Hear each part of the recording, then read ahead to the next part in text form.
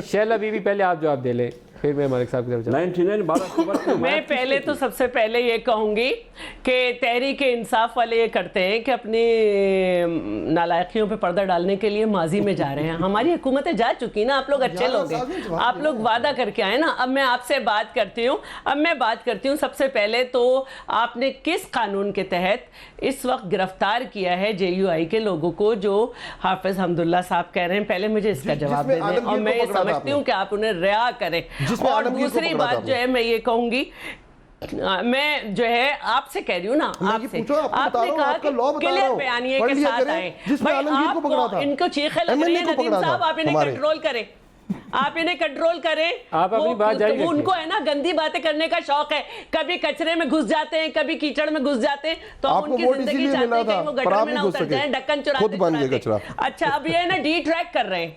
अच्छा अब ये कहते हैं कि क्लियर बयानिया, भाई आप कौन होते हैं किसी का बयानिया बनाने वाले? आप हुकूमत से मुतालबा कर रहे थे कि 4 हल्के खोलो, वो तो इलेक्शन कमीशन का काम है। अब तक इलेक्शन कमीशन ने कितने खोले? और इमरान साहब तो कह चुके हैं मेरा हल्का खोलना ही नहीं। तो आपका बयानिया क्या था? और क्या आज वो 4 हल्के आपके पास हैं? आप किसी को, आपको राइट नहीं है कि किसी को ये कहें कि क्लियर बयानिया और हमारा बयानिया।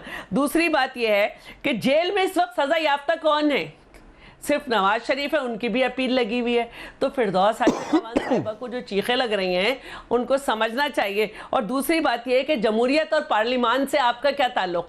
आज भी वजीर आजम ने गैर जमहूरी बातें की हैं सिंध में, और पार्लियामेंट के होते हुए आपकी कैबिनेट जो है छह ऑर्डिनेंस को डिस्कस कर रही है जो लेके आना है। तो आपको क्या पता पार्लियामेंट क्या है? आप तो बाहर खड़े लानत भेजते थे। दूसरी बात यह है कि अगर मौलाना, आपने कहा कि मौलाना वजीर आजम नहीं बन सकते, आपने कहा मौलाना वजीर आजम नहीं बन सकते। अरे भाई जब इमरान नियाजी बन गया तो इस मुल्क में कोई भी बन सकता है, यही तो हमारी लड़ाई है। अब आपने बात की सिंध की, अब आपने बात की सिंध की, तो भाई सिंध में ने ना अपनी बिजली बना के उस फैसलाबाद को दिए जिसमें आपकी वजह से हड़ताल हो रही है। और जो आप बजट की रकम का एस्टिमेट से वो बताते हैं ना कि इतने सिंध में आए, इतने सिंध में नहीं आए। अभी तो 136 बिलियन आपने नहीं दिए, और आप लोग तो इतने गए गुजरे हैं कि 2 बिलियन ज़कात के भी नहीं दिए।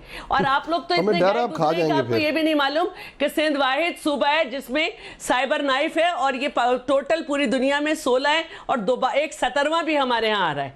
पूरे कराची में जो विजिटर आते हैं ना पेशेंट, जरा केपी में कोई अच्छी सूरत बलोचिस्तान से करें। और यो जो आप NFC करते रहते हैं ना, सिर्फ हमारे दौर में NFC हुआ था, आप NFC कर दें तो हम भी अपने डिस्ट्रिक्ट को दे दें। और ये मुझे बता दें कि मैंने तो मलिक अहमद खान, अब मसला ये है कि अगर ये मार्च शुरू हो जाता है 27 को और 31 को डी चौक में पहुंच जाता है, ये बताइए कि निजाम की सूरत हाल क्या बनती है? मुझे एक सवाल है चल, बिल्कुल लास्ट 2 मिनट है, मुझे एक सवाल है मलिक अहमद खान, बस मुझे ये पूछना है कि ये अवान साहब मैंने अपने मोहल्ले के गटर ढक्कन खुद करते हैं? ये लोकल गवर्नमेंट करती है, लोकल गवर्नमेंट पीटीआई और एमक्यूएम। हम अपने पास पावर्स नहीं रखते हैं, हम अपने पास पावर्स नहीं रखते हैं, हम लोकल गवर्नमेंट को एम्पावर करते हैं। अगर ऐसा होता तो केपी में काउंसिलर हंगामे ना करते। अगर ऐसा होता तो पंजाब में सबसे ज्यादा फंड केपी में शैला और अली वाल साहब, आप दोनों मुझे मौका दें।